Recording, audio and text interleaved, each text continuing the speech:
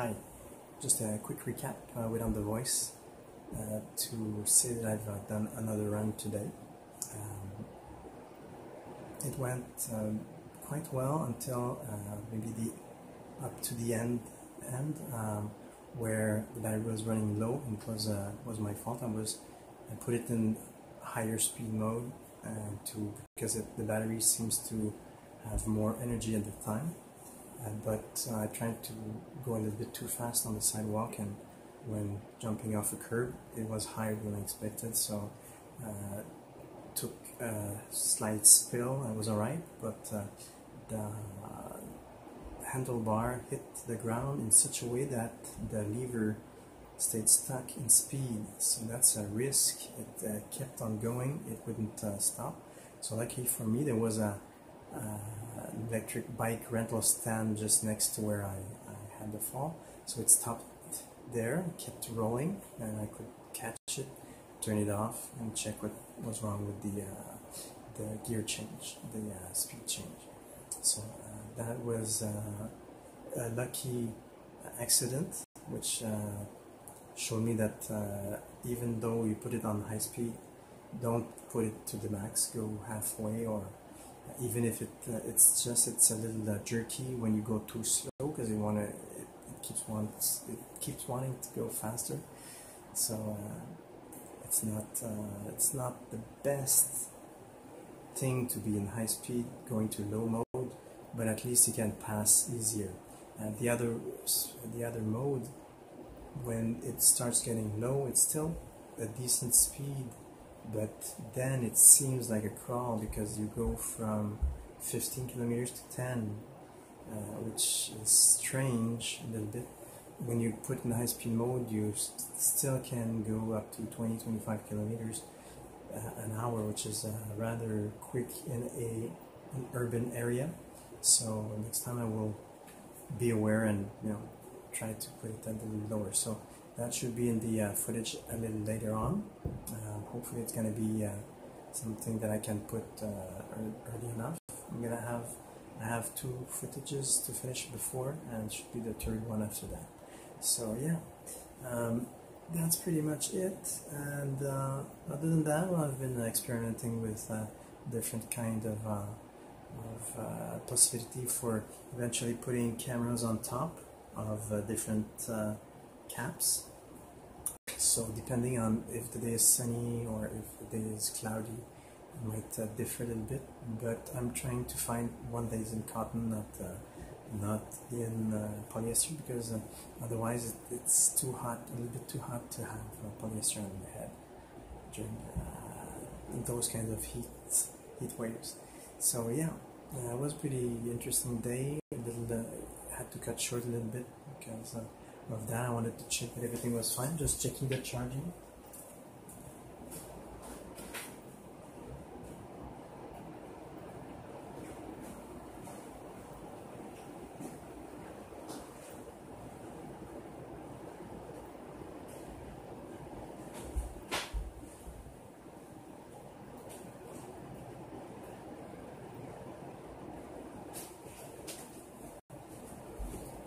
Alright, so yeah, the charging was up to about 80%, I guess. So I'm trying to keep it at 80% until just before I go on a trip. Then I finish the last half hour or so, an hour to charge. Let's see, 2 hours. I charged it at about 1. So yeah, that's about an hour 45, 2 hours to charge it completely. I think getting up to 80 is the quickest, and then the last hour is for the last 20% of the charge, which is recommended to only keep it there for a short period of time to extend the battery life. So we'll see what that does. Hopefully it's going to be the best range to have to charge it up to 80%, keeping the last 20% for times when I'm sure I'm going to go right, and the last 20% at the bottom for battery discharge. So I know the distance I can do. I know that once it starts hitting the middle mark, I don't have a lot of time before, even if it hits 2, out of 5, that's probably the last 40%, and it's gonna shut off by precaution. I guess it extends the battery life that way. Sadly, it shortens the trips a little bit, so I don't have as much time on the roads that I would like. I'm looking for probably something to add on to it. If I could extend the range maybe 3 times what it is now, that would be best. To allow an interesting time. I would cover pretty much all the island that way. At the moment I cover about just the middle of the island, going back two-way. So if I can do, could do half of the island one way, the other half one way at the moment. If I could go about 3 times more, I could go see the interesting activities that are at one end of the island of Montreal, and then I could go the other side, which is the island of Laval, which has some interesting stuff there too. And there's also the other 2 extremities that I could check out. Like one side is more a river kind of place, and the other side is a little richer kind of place towards Toronto, Ottawa. So yeah, pretty interesting options that we have. Sadly, I would change a lot of small details, and I keep looking in stores. That's why you see me going to stores a lot. I'm trying to find little devices that will help me out for filming, for carrying stuff, for protection, maybe the range. If I could find also something that can allow me to take a breather for a long time at different places. That way I could eventually find a place to recharge, and probably either use my greatest thing would be to find a solar panel that I could fold and bring with me. Ideally would be to deploy it as I go, but that would be difficult because I think it's a wide span to have 300 watts charge, so probably have to stop at different places, roll away the charging mat for an hour or 2. I'm guessing an hour would be enough to do quite a bit of distance, and when you're back at the wall socket somewhere, you charge it for the full 2 hours.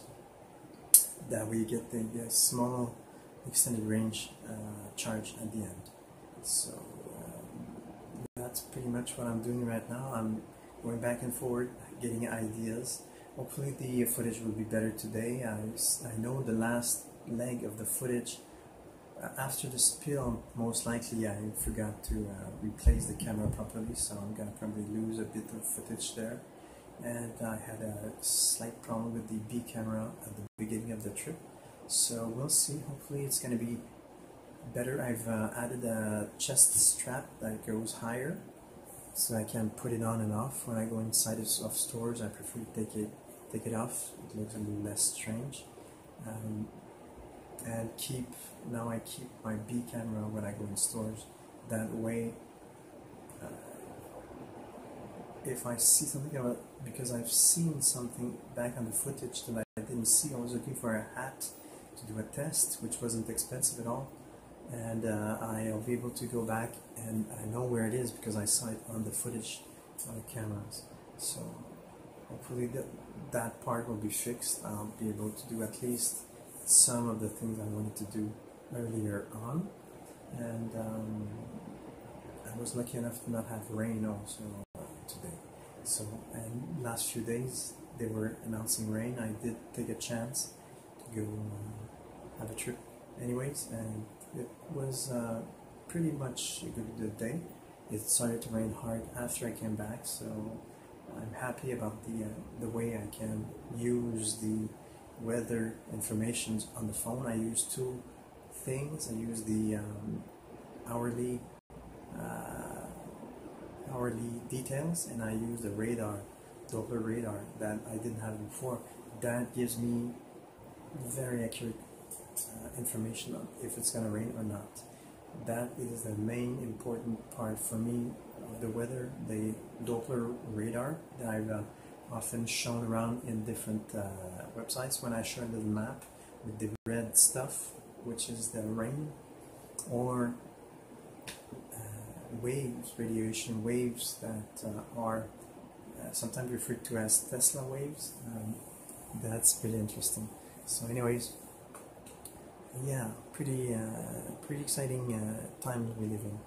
You just need to find the proper tools that you need and fun that you require to keep your day going.